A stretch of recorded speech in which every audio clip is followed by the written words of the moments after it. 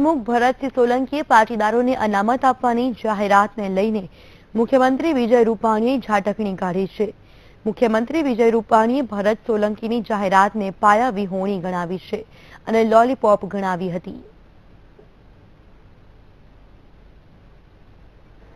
એ બધી રમતો છે, પાટીદારો પણ આને ગંભીરતાથી લેતા નથી।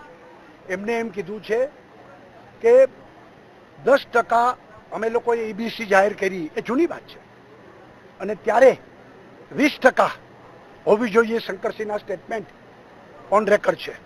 ત્યારે પણ મારું સ્ટેટમેન્ટ હતું કે કોંગ્રેસનું શાસન જે રાજ્યમાં છે, બહુ ઓછા રાજ્ય વૈધા છે, તો ત્યાં એક વખત તો કરી બતાડે જે અમે કરી બતાવ્યું છે। લોકોને મૂર્ખ બનાવવાનું બંધ કરે।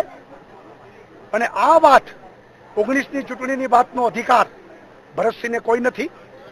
સોનિયા ગાંધી અને રાહુલ ગાંધી આની જાહેરાત કરે કે દેશ આખામાં કે 20% અનામત આપીશું, તો એ વાત યથાર્થ ગણાય, પાકી ગણાય।